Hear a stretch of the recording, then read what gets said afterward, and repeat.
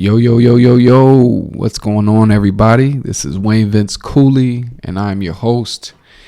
Episode 8 of the Saint Life Podcast, Black Aint King, Part 1.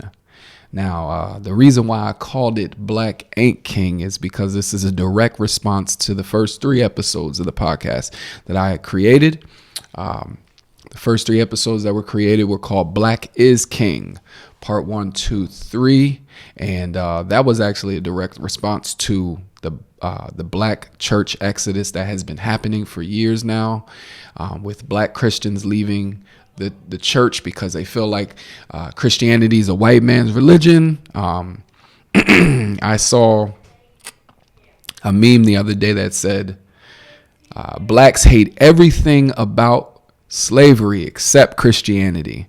And so I just want to get rid of that false stigma. That is a false statement right there, and we're going to keep on refuting that. So just to give you a little bit of introductory speech here, I want to give you guys some updates. My baby girl Shai was just born January 20th. It's been a wonderful blessing having her come into our home. I'm still working as a chaplain full-time for the retirement community that I've been at since 2014. Still co-pastoring a church plant in Lancaster City called Christ Alone Fellowship. We've been planting the church since 2018. 3 years down, I think this is year 4 right now. I'm still married to my wonderful wife, Tiffany, and we are raising our 3 teenagers and the newborn baby girl. So pray for us. Pray for us. We got teenagers and then we're starting over. It's craziness. Still in seminary. And I've been loving seminary. I'll give you guys updates on that as I go forward. Still doing the Basement Podcast through Wrath and Grace. At least we stream it through Wrath and Grace. It's me and my co-host and also the co-pastor of the church, Los. We've been doing that for 3 years as well, I believe. So we're in season 6 of the Basement, and we're still doing that. I'm still discipling men in my church. It's been tough. It's been challenging in this season because of all of the transitions that are going on in our home and also in our church. So, I mean, if you're discipling anybody and you've had changes in your life, especially the ones that we've been going through, then you know how difficult it can be to still try to disciple and pour into people amidst all of the changes. So, yeah, life is busy. Pray for us. I'm enjoying it, though. I'm enjoying it. It's been wonderful. I look forward to all of the things that are going to be happening soon.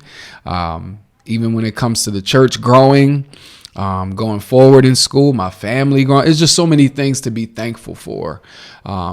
Many things, of course, I could complain about, but many more things that I'm thankful for. Now, there are some things that I hope to do with Saint Life Podcast.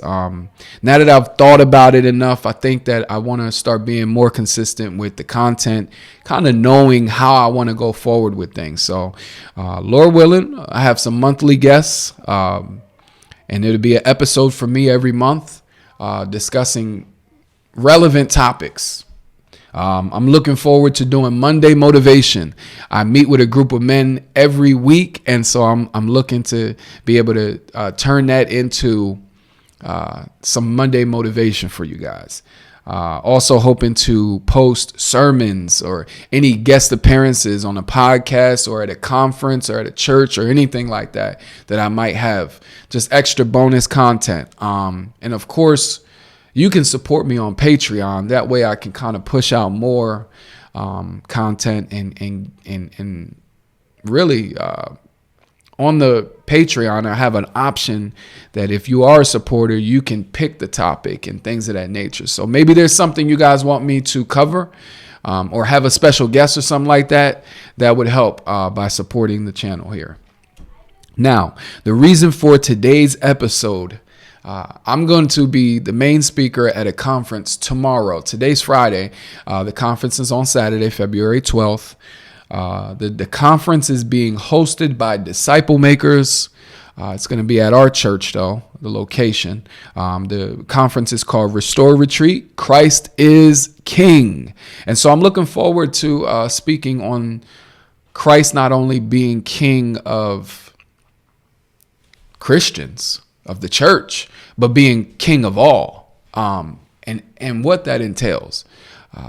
We're dealing with this tough time in church history where blacks, again, they're feeling like Christianity is the white man's religion because of what happened with the transatlantic slave trade and things of that nature. So we're really going to be zeroing in on some tough topics this weekend. And I'm looking forward to speaking. I'm looking forward to meeting people. I'm looking forward to building relationships and letting them know that it's okay to be Christian and black, and what that means, what that looks like. Got so much to talk about, but I wanted to talk about why I'm so passionate about black topics. That's the reason for today's episode, and to give you guys some good resources. I would say that my passion really stems from my background. I grew up in Harrisburg City in the hood, and then moved to the suburbs, and then I moved right back to the city as a teenager. So because of me growing up poor amongst people that look just like me, and then moving to the suburbs with my dad and my stepmom, and then being around nothing but white people and white suburban people at that, there was always struggles growing up on who am I? How do I fit in? Do I want to fit in? There's just so many things that come from being ethnically, racially black. And I call myself black because that's the way that I'm perceived. And that's also the way that I identified growing up. Now, as I've gotten older, I'll unpack my thoughts another time on race, ethnicity, all of those things, right? I will unpack that later. But as I've gotten older, I've reflected on some things, and I've asked myself, like, if you know who I am, then you know that my mom is full-blooded Puerto Rican, and you'll know that my grandmother on my dad's side, she was full-blooded Indian, Native American, Cherokee Indian, and Navajo Indian as well. But it was viewed as a bad thing to identify as Native American growing up. So she identified as black. Imagine that, growing up during the time that she grew up, and it was better to be identified as black than Native American. I'll unpack that another time. Maybe I'll have her on here just to speak about what that looks like, what that looked like for her, what that meant. But we didn't know until we were older that African American, it's in our blood, but not so strong. On my dad's side, a lot of that is Native American blood. And so growing up, because I look like my dad, I just consider myself black. But I've thought about it a lot, man. I've struggled with it, even not just ethnically, culturally, being black, growing up with a hip hop background.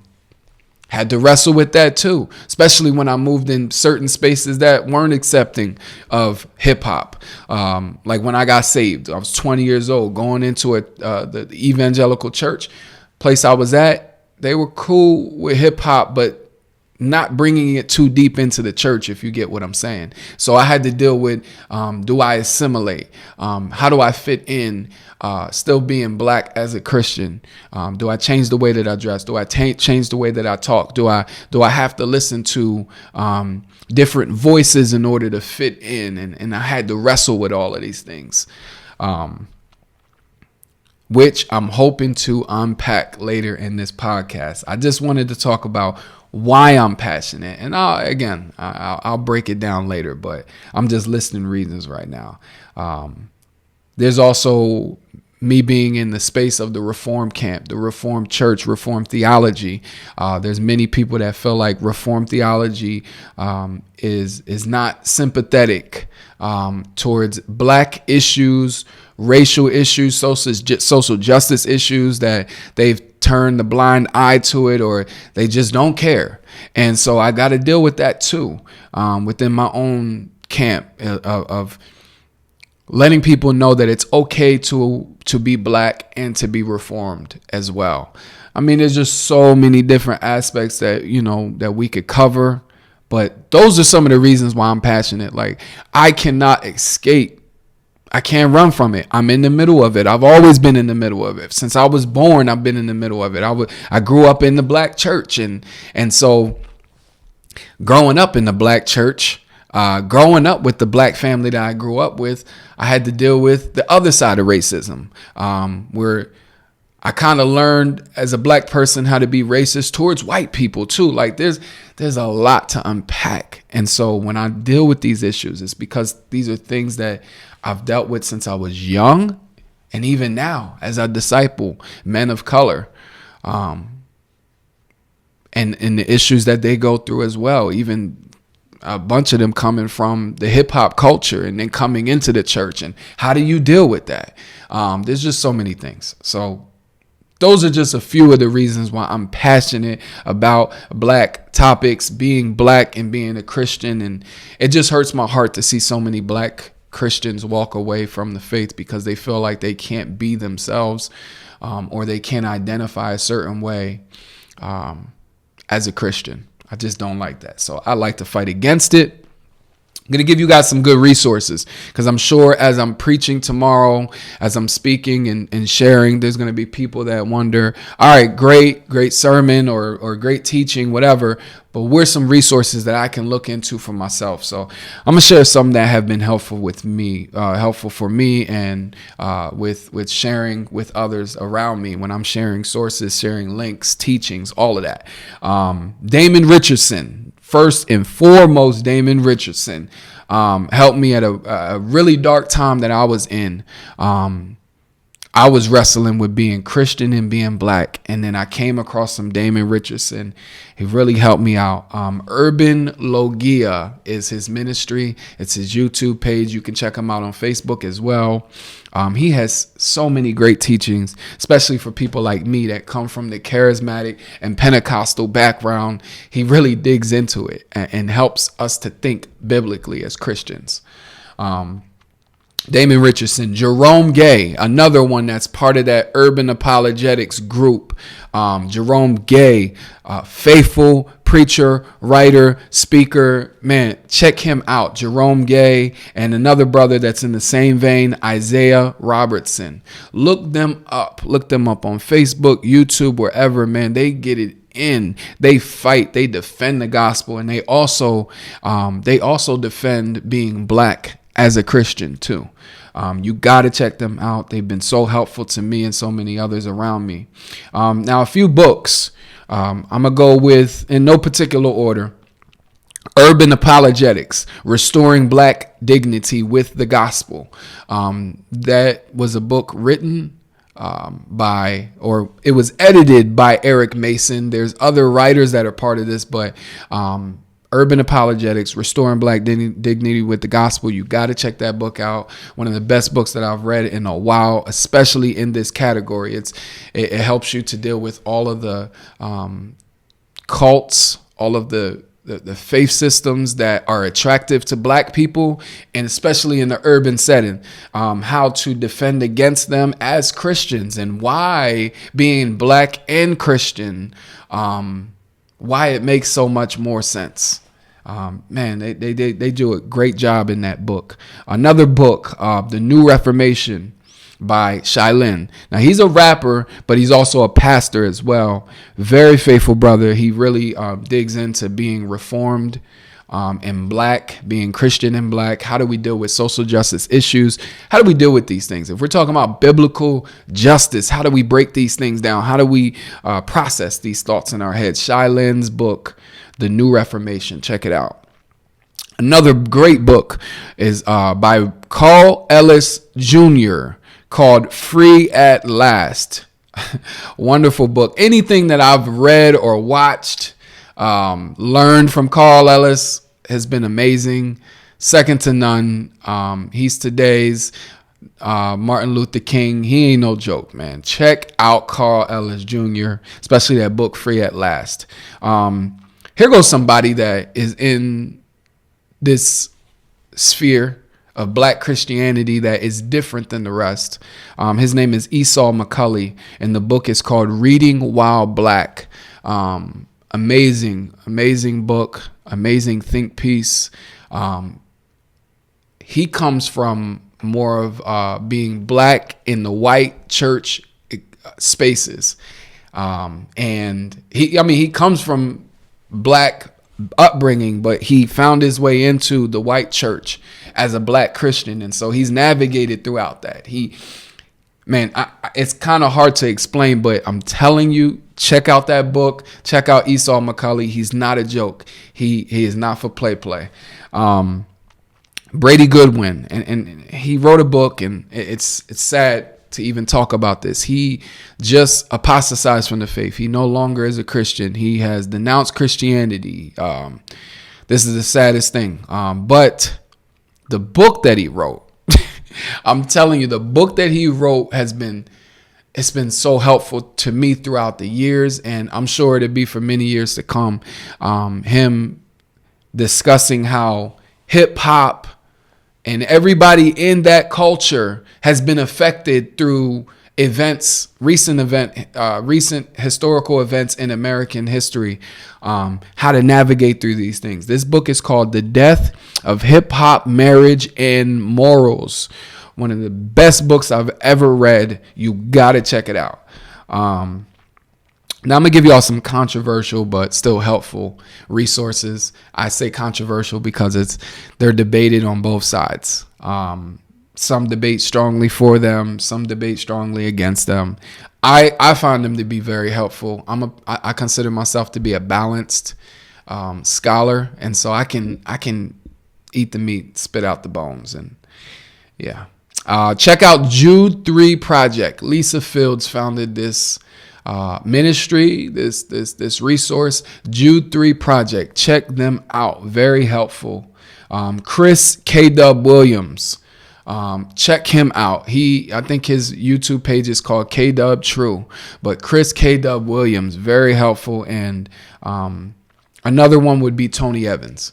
The reason why I could not leave Tony Evans off of this list is because though there are, some theological difference between him and some other Reformed theologians, you cannot deny what he's done for the Black community since I think the late 80s, definitely early 90s, with the conferences, the marches that he was doing, the work that he's done in the community, whether it be speaking events, whether it be books, teachings, programs, whatever. He's been a blessing to Black Christians, even opening up doors. I think he was the first Black to graduate from Dallas Theological Seminary. That's major. He kicked open doors for Black Christian scholars. And so Tony Evans, his study Bible, just everything that he does has been helpful. And I'm going to give a special shout out to my friend, my bro. I don't even know if he understands how much of a help he's been to me as I think through these things. Sometimes I call him up on the phone and we talk, for an hour or something like that, just asking him questions, picking his brain, wondering how he deals with certain things going on in the culture. Curt Allen, Curt Kennedy, the pastor, the writer, the hip hop artist, the podcaster, much, much more. All around great, faithful brother that has been very helpful to me. Check him out. Curt Allen, Curt Kennedy.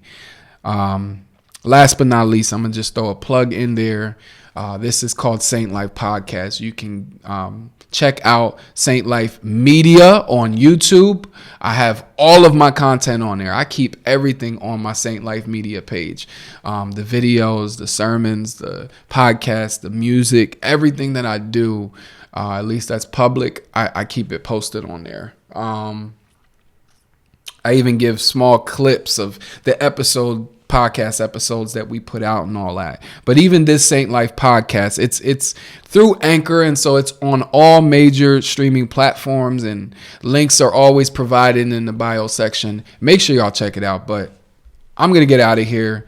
I hope to see y'all the next time when I post my sermon for tomorrow's conference, and Lord willing, I give you guys the first edition of Monday Motivation.